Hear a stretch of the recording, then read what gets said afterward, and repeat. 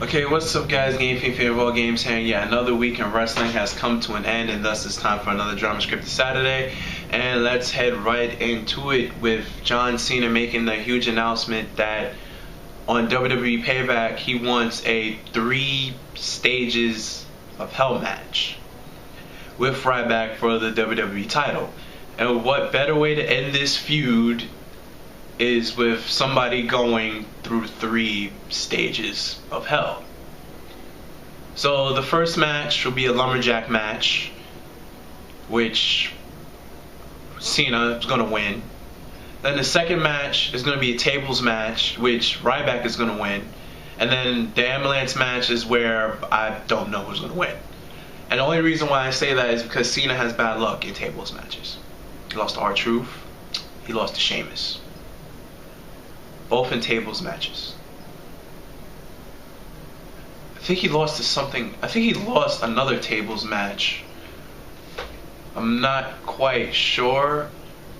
I'm not quite sure. I can't put my finger on it. I don't remember. I think it was something with the Nexus a while back.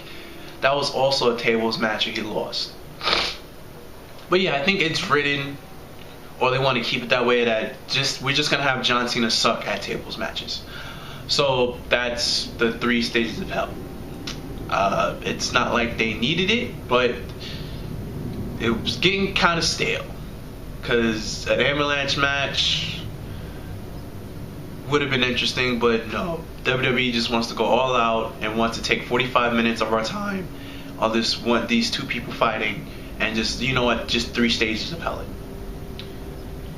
Other news that caught my attention this past week was the Chris Jericho and Paul Heyman promo that was on Chris Jericho's highlight reel, which is CM Punk comes back a month earlier than planned.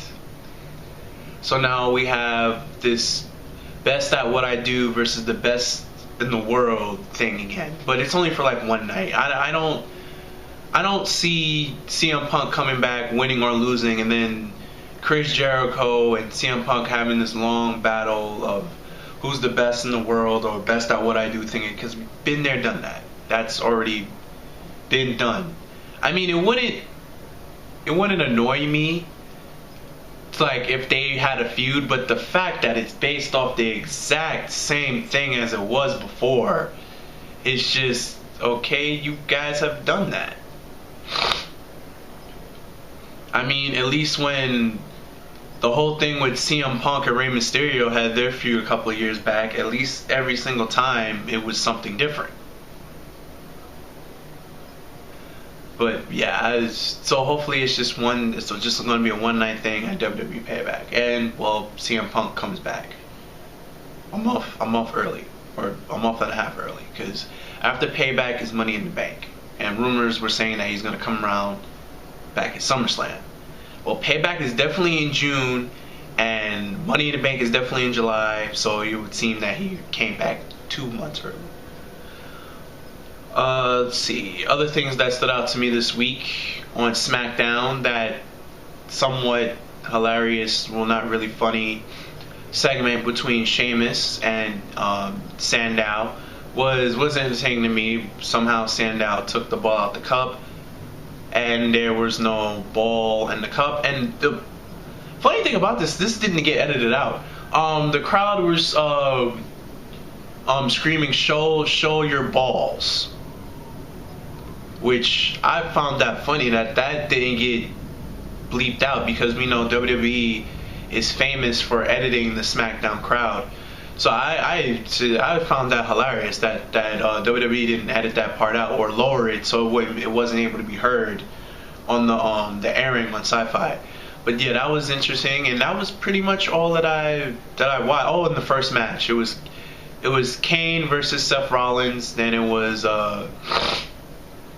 Daniel Bryan versus Roman Reigns. That was all I watched for SmackDown. Then I just went to sleep, because SmackDown really doesn't. Ever since they use SmackDown as just one giant big Raw recap, I'm not enthusiastic to watch it anymore like I was back in the early and mid 2000s. Like that the early and mid 2000s before SmackDown ended. I mean, not excuse me, before SmackDown ended.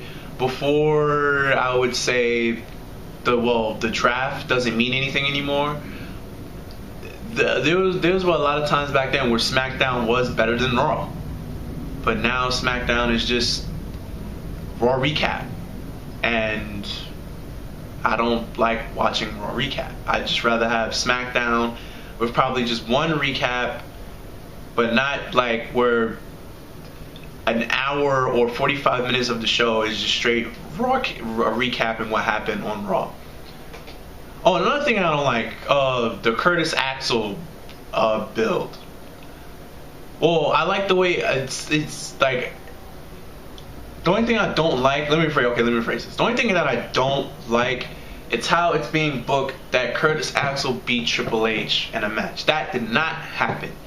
Triple H was out of it and wasn't able to continue with the match, and the match ended in a no contest. The match did not end with the Curtis Axel winning. I don't like how it's being shoved down our throats. I don't like how it's being announced that Curtis Axel beat Triple H, which that did not happen. WWE, I'm not stupid. You could clearly go back 2 weeks and see that the match ended in a no contest because Triple H was quote unquote out of it during a storyline injury to write himself off of the show until they figure out what they're gonna do with Brock Lesnar and Triple H themselves, because I don't know if they're gonna continue it. Who knows? But Curtis Axel did not beat Triple H, and I don't like that it's being displayed or written that he's beat Triple H in the match. The match against John Cena happened on this past week's Raw. Okay, yeah, he did win. He won by count out. Okay, so you can shove that down through my throat all you want, because that did happen. Curtis Axel won by count out. So you can throw that in my face all you want, because that technically did happen. I don't care if Cena left because he saw the ambulance. That's Cena's own problem. I'd rather have you switch it to throw in my face that Curtis Axel beat John Cena, rather than you have Curtis Axel beat Triple H and John Cena, because we know that didn't happen. In undrama scripted news, I only have one thing, and it's about TNA, about a company that I don't even watch until the Aces and Eights storyline is over. They broke over a 1 rating. Yeah, it looks like pushing back the time an hour to not go head and head with the NBA Eastern Conference Finals worked. It started at 9 o'clock this week instead of at 8, and they got a 1.01 rating, which is like the highest in like I think 8 to 9 months. Little round of applause for TNA there. But yeah, that's all I have for this week, for this week's Drama Script Saturday. Feel free to leave any questions that you want me to go over, of anything in the wrestling industry as a whole. And you can leave a comment in the comment section below on YouTube, or you can tweet at me on my Twitter, and all the information for that is in the description box below. And previews of my other videos, because this channel's not a one-trick pony. The latest Yu-Gi-Oh channel should be right there, and the latest Call of Duty channel should be somewhere right here, and then like a link to last week's Drama Script Saturday should be like right there. And I'm Game Few Feet Over Gays, guys, and I'm signing out. Peace.